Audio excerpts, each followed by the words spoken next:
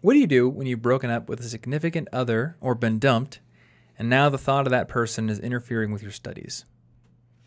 So how do you deal with the depression and constant mental anguish that comes with the end of a romantic relationship? Yeah, or really, and for what I'm going to say, it probably works for anything. Like, you know, you have a relative die, something terrible happens. I find repressing thoughts doesn't work at all if you just blanket want to repress them and not think about it. However, I've had far more success just saying, like, okay, here's what we're going to do.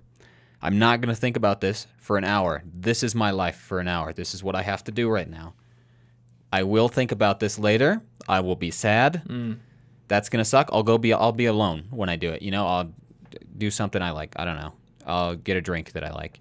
But I'm just not going to think about it for this small window of time. It's a lot easier to manage that because otherwise you're like, I can't ever think about it again. Oh, well, now I'm thinking about it because I'm thinking about whether I should ever think about it again. And then it just gets worse and worse, and you know, you're just going to like explode in the middle of class. So just like relieving yourself of the pressure that comes with thinking like I'm not allowed to grieve about this anymore. Yeah, you should never not allow yourself. You should, if you don't want to, like if you don't have time, you have class, you have a job or something, it would be much easier to temporarily get away from it. But you can't just ban yourself from grieving or being stressed, you know? Even if you're like, okay, here's what we're going to do.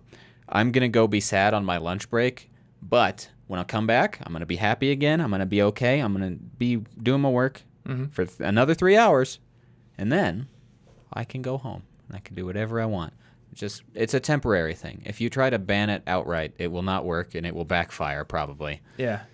Well, there was something I know my mom taught me when I had my grocery store job at, I think, 15 years old. She told me that if you're having a bad day, you don't bring that into work. Yeah. Because those customers don't need to know you're having a bad day. You are there to serve them. So smile, work hard, and when you clock out, then you can go back to having your bad day, and you can get through it. So maybe your studies aren't, you know, you bagging groceries and having to put on a bright face for a customer, but I think the mental game there is the same. Don't bring your bad day into your work.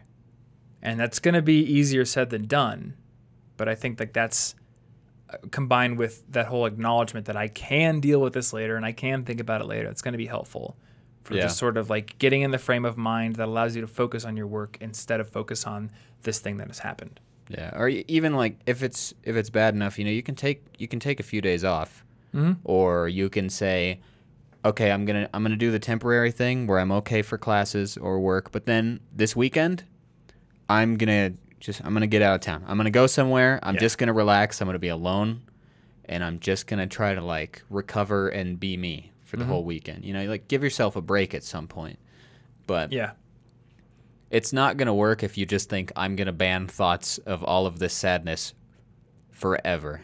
Yeah. The other thing that I wanted to mention here is another thing I think my mom told me. When you get dumped, especially when you get dumped, and I mean, whenever a relationship ends, you need to just accept that it's over. And this is something that took me a long time to learn.